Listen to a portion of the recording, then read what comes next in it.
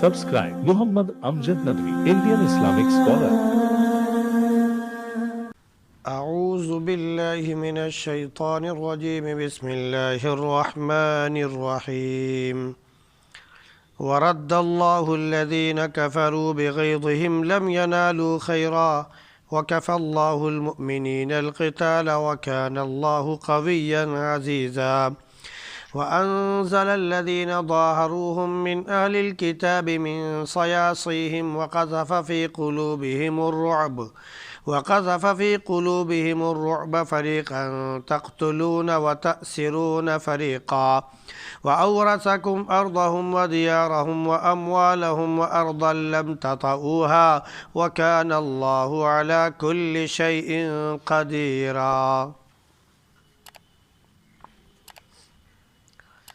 ورد اللہ الذین کفروا بغیظہم، اور اللہ رب العزت نے کافروں کو ان کے غیظ و غضب کے ساتھ ہی واپس کر دیا کہ کوئی بھی بھلائی حاصل نہیں کر سکے، اور اللہ رب العزت نے مسلمانوں کی مومنین کی جنگ میں مدد فرمائی، اور اللہ بڑا ہی طاقتور اور غالب ہے. اور اللہ نے ان لوگوں کو جنہوں نے ان فوجوں کی پشت پناہی کی تھی اہل کتاب میں سے، ان کے قلعوں سے نکال دیا اور ان کے دلوں میں رعب طاری کر دیا. تو ایک فریق کو تم قتل کرتے ہو اور ایک فریق کو قید کر لیتے ہو، اور اس نے تمہیں ان کی سرزمین کا، ان کے گھروں کا، ان کے مالوں کا اور ایسی سرزمین کا جس پر تم نہیں چلے تھے وارث بنا دیا، اور اللہ رب العزت ہر چیز پر قادر ہے.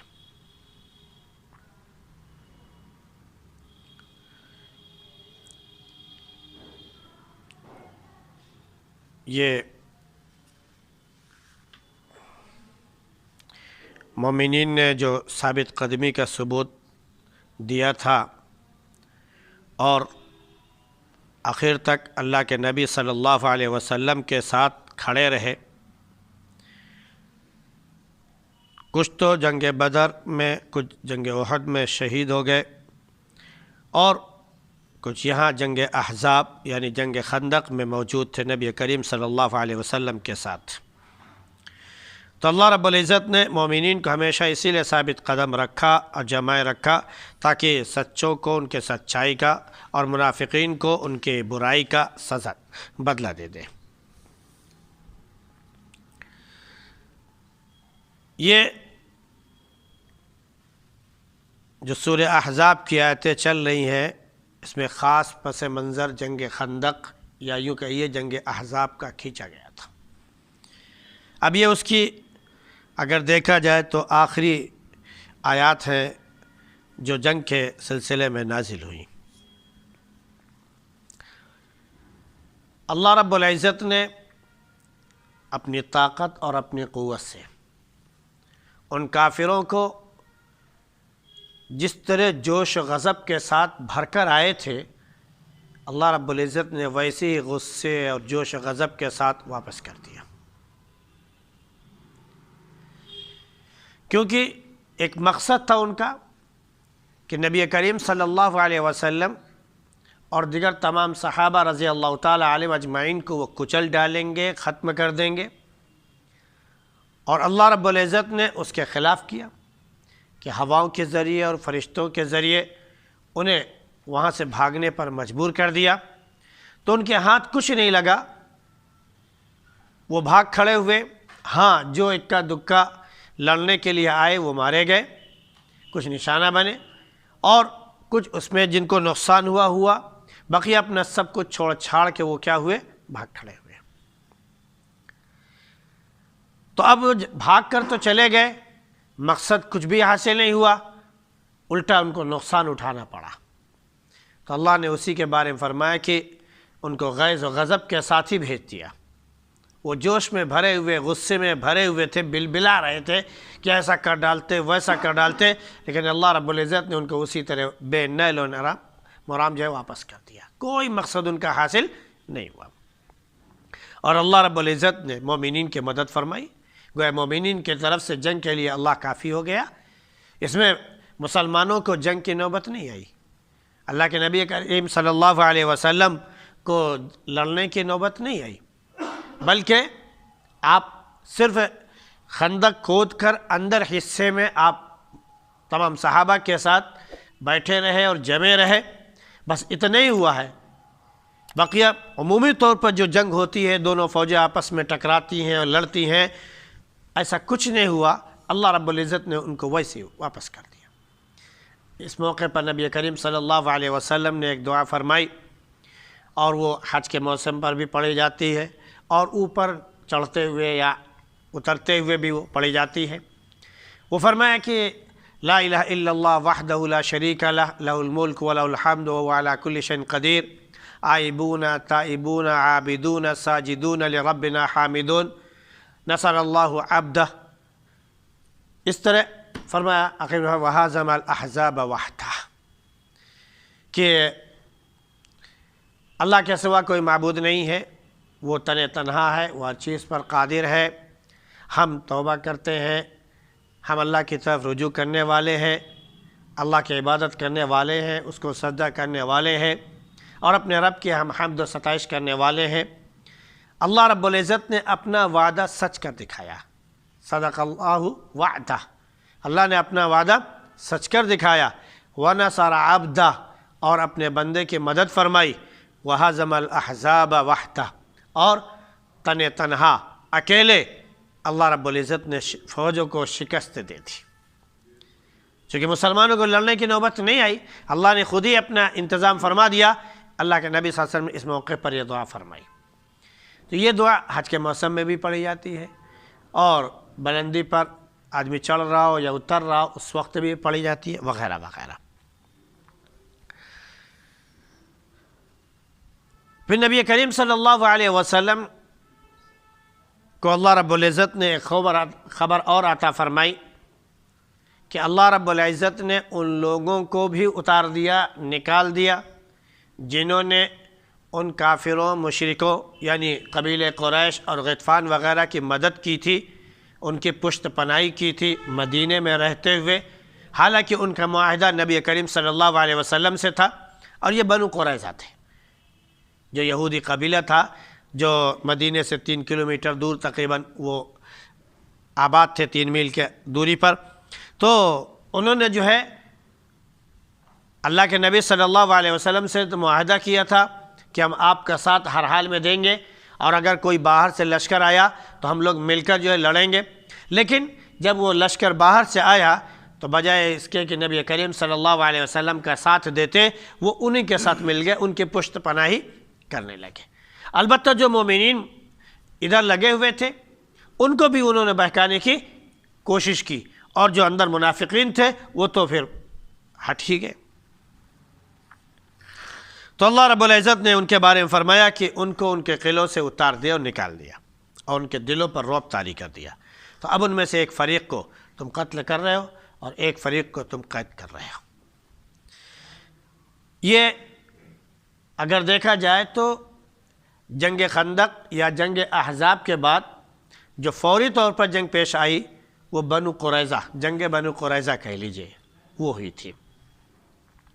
اللہ کے نبی صلی اللہ علیہ وسلم جب خندق سے واپس آئے تو امہات المومنین بیان کرتی ہیں، خاتون عائشہ رضی اللہ عنہ، کہ نبی کریم صلی اللہ علیہ وسلم نے غسل فرمایا، اور غسل فرما کے اپنے کپڑے پہن رہے تھے، حضرت جبریل علیہ السلام آئے اور کہا اللہ کے نبی آپ نے ہتھیار اتار دیے، ہتھیار رکھ دیے، حالانکہ ہم لوگوں نے ابھی ہتھیار نہیں رکھے ہیں، اللہ رب العزت نے ہمیں آپ کے پاس بھیجا ہے کہ ابھی ہتھیار نہ رکھے، ابھی بنو قریظہ سے جنگ کرنی ہے اور فوراً ادھر چلنا ہے۔ نبی کریم صلی اللہ علیہ وسلم نے پھر سے ہتھیار پہنا اور اس کے بعد اعلان کرایا۔ صحابہ کرام رضی اللہ تعالیٰ علیہ اجمعین جس حال میں تھے اسی حال میں اللہ کے نبی صلی اللہ علیہ وسلم کے ساتھ گئے اور اس کا محاصرہ کر لیا۔ جو بنو قریظہ کا قبیلہ تھا، یا یوں کہہ لیجئے کہ جو ان کا قلعہ تھا، اس قلعے اور اس گڑھی کا محاصرہ کر لیا، اور یہ محاصرہ تقریباً 25 روز چلا۔ یعنی اللہ کے نبی صلی اللہ علیہ وسلم نے قلعے کو چاروں طرف سے گھیر لیا، وہ باہر نہیں آ سکتے تھے، قلعہ بند ہونے کی وجہ سے اللہ کے نبی صلی اللہ علیہ وسلم اندر نہیں گئے۔ ہاں، پیش رفت ہوتی رہی، کوششیں ہوتی رہی کہ کیسے اسے فتح کیا جائے۔ آخر کار وہ سب مجبور ہو گئے، کیونکہ جب کسی کی ناکہ بندی کر دی جائے، اسے راشن پانی ملنا بند ہو جائے، تو آخر ایک وقت آتا ہے کہ وہ گھٹنے ٹیک دیتا ہے، اور وہ مجبور ہو جاتا ہے، کہتا ہے کہ آپ جو چاہو ہمارے ساتھ فیصلہ کر لو، ہمارے لیے کھانے کا انتظام کرا دو، وغیرہ وغیرہ۔ گویا کہ آدمی شکست تسلیم کر لیتا ہے۔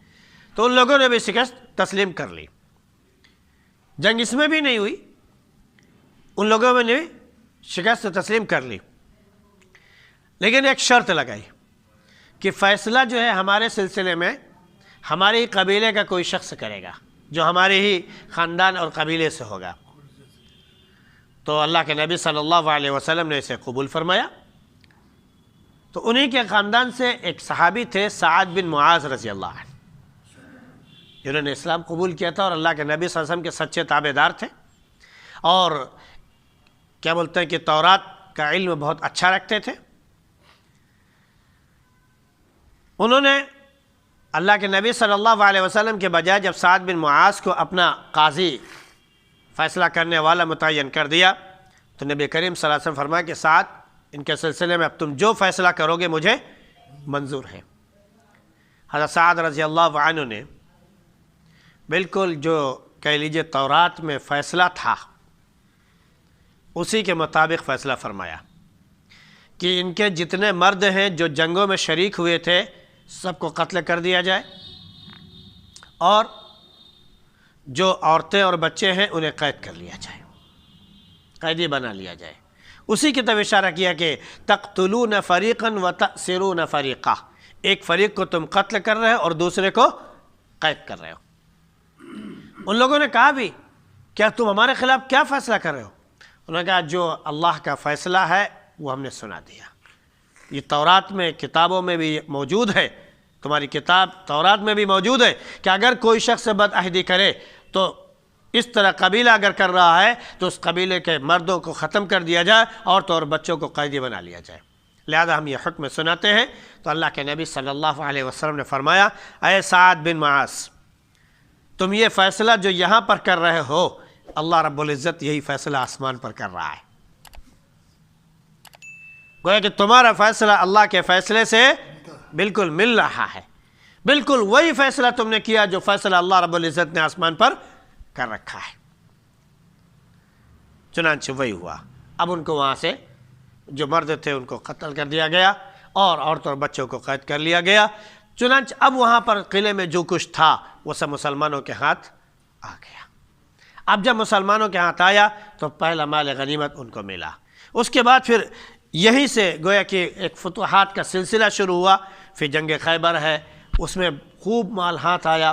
پھر اس کے بعد دیگر بہت سے کیا بولتے ہیں جنگیں ہوئیں جن میں مسلمانوں کو خوب مال غنیمت ہاتھ لگا، یہاں تک کہ نبی کریم صلی اللہ علیہ وسلم کے بعد جب خلافت کا سلسلہ شروع ہوا، ابو بکر صدیق، عمر رضی اللہ عنہ وغیرہ کا، پھر اس کے بعد بھی جب سلسلہ شروع چلتا رہا تو ایک لمبے اس کو ہو گیا کہ حضرت عمر رضی اللہ عنہ کے زمانے میں 24 لاکھ مربع کلومیٹر تک حکومت ہو گئی تھی۔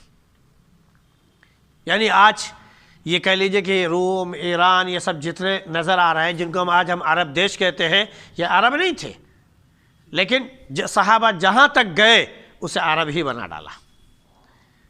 تو 24 لاکھ مربع کلومیٹر تک ان کی حکومت تھی، اسپین پر ان کی حکومت تھی، اندلس پر ان کی حکومت تھی، وغیرہ وغیرہ، ہر جگہ ان کی حکومت تھی۔ جی ہر جگہ تقریباً پہنچ گئے، تو پھیل گئے تھے چاروں طرف۔ تو اللہ نے فرمایا کہ وہ تمہیں اس نے عطا فرمایا، اور ایسی سرزمین کا اس نے ان کی سرزمین کا پہلے تو یعنی بنو قریظہ کی زمین کا مالک بنایا، ان کی پراپرٹی، ان کے جائیداد، ان کے کھیت کھلیان، ان کے باغات، ساری چیزوں کے مالک مسلمان ہوئے، مومنین ہوئے۔